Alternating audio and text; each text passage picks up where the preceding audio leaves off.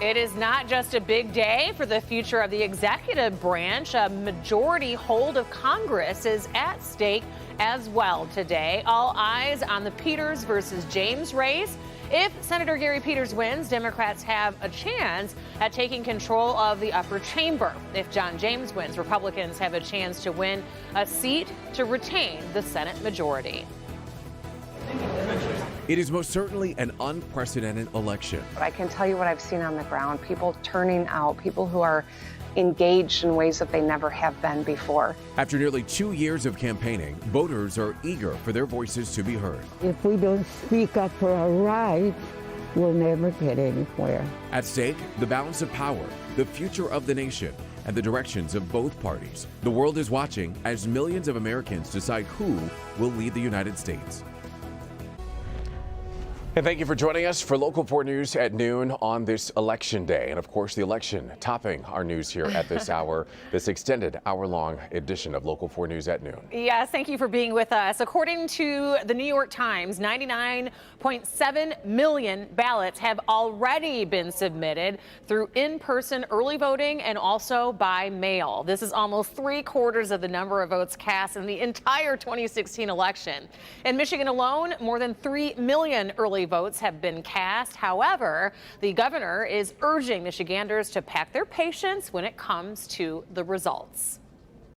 It's going to take us a little while to count, and that's why I think it's really important that we all prepare to be patient and make sure that we get this right, because the will of the people will need to be, it needs to be counted in terms of our ballots, and we will respect the will of the people of this state and every state in the nation.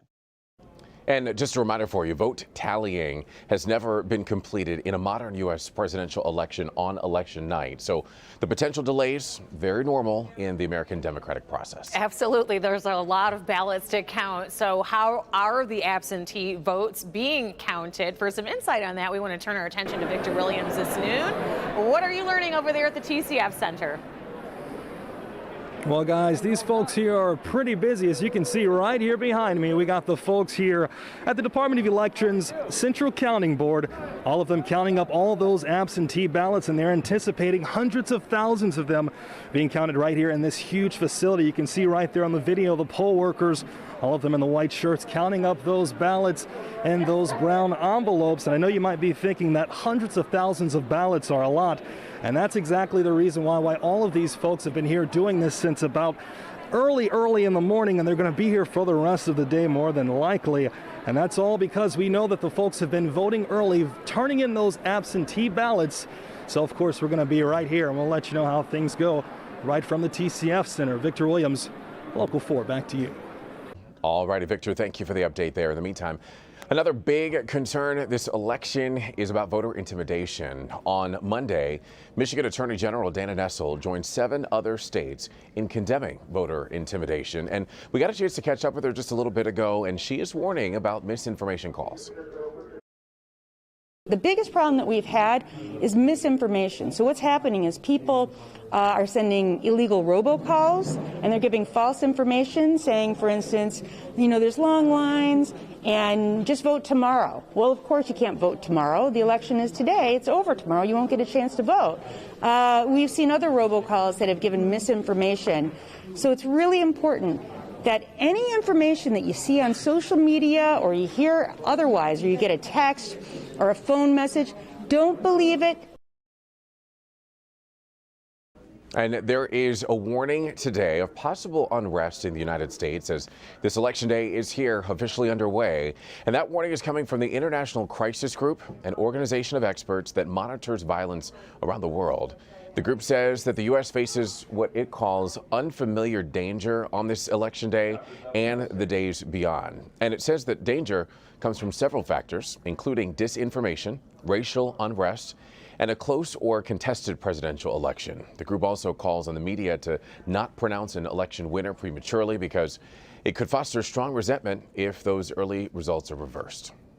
Well, we know that there is still some anxiety surrounding the home stretch of this election season, but Metro Detroiters who have not already voted are hitting the polls in droves. And this is such a good thing to see. This is video from Warren, also in Detroit at Greater Grace Temple, and another polling place in Livonia. And we do want to get to our consumer investigator, Hank Winchester, joining us live with a look at what is being done to make sure that everyone's vote counts and that everyone's able to vote safely. Hank, good afternoon.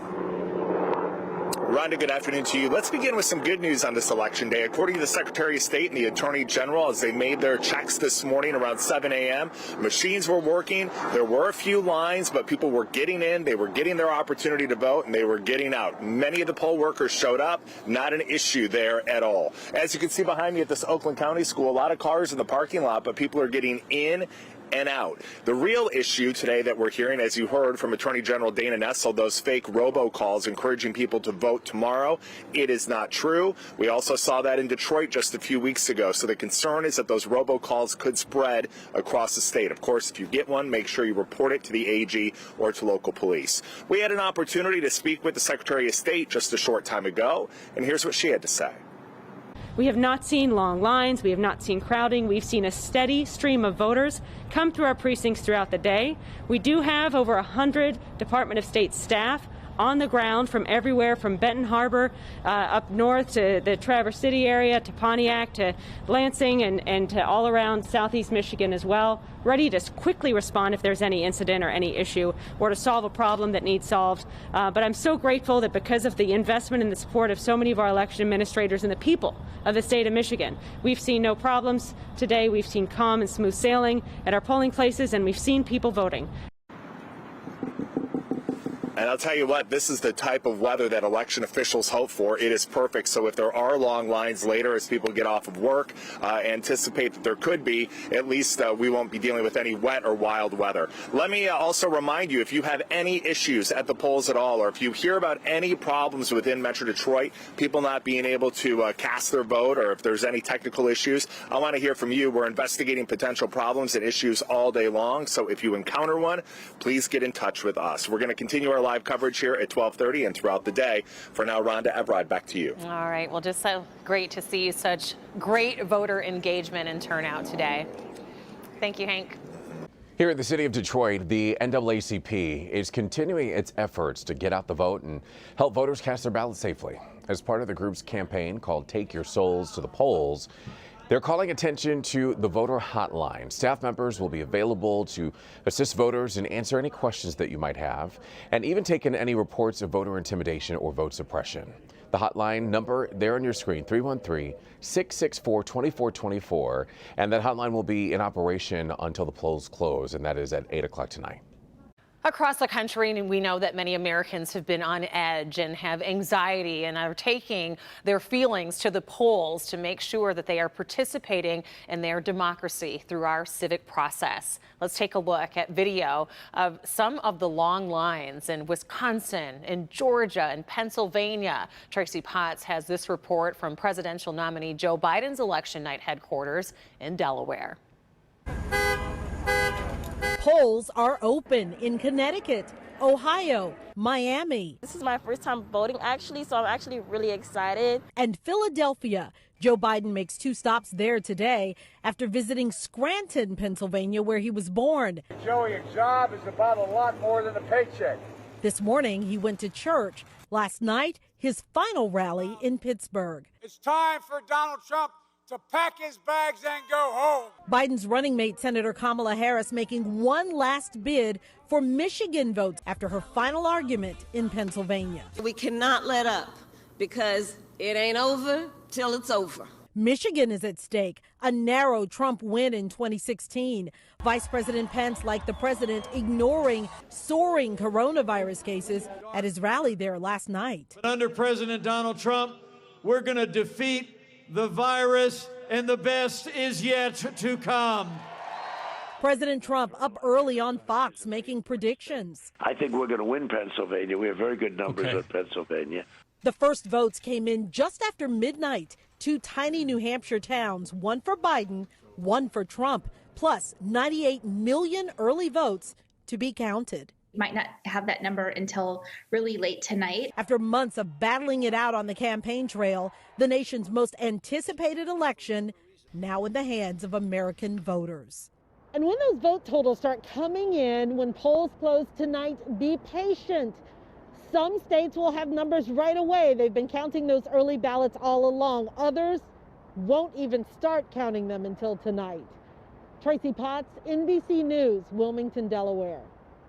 Tracy, thank you. Also on our ballot is that Senate race between Senator Gary Peters and John James. James is trying to unseat Peters in a race that could factor heavily in this balance of power in the U.S. Senate. Heading into this election, the Democrats would have to net 3 seats to take control should Biden win the presidency, or 4 seats if President Trump is reelected.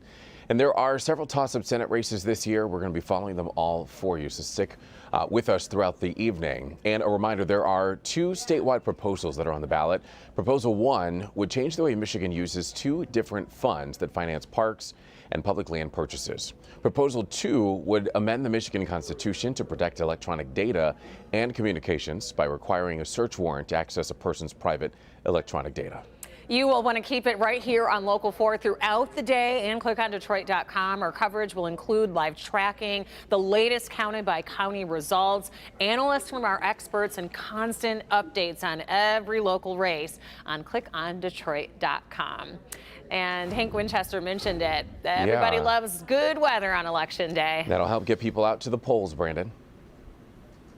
Yes, including myself. And just an update here from Grosse Pointe Woods.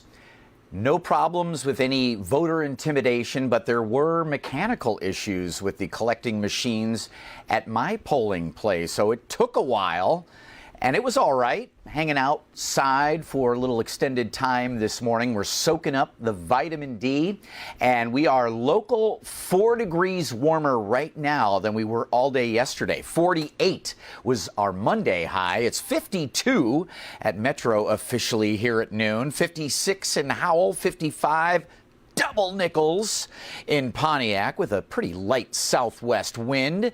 Temperatures on their way to 55, between 55 and 60 degrees this afternoon with a lighter wind, and that's A-OK. Just a few clouds streaming across portions of our extreme north zone, southern Ontario, the rest of us getting a huge dose of sunshine. I know Hank said really we couldn't get better weather than this, but we do have better weather in the 7-day. I'm voting for it coming up. All right. Okay, we like that. We like the sound of that for sure.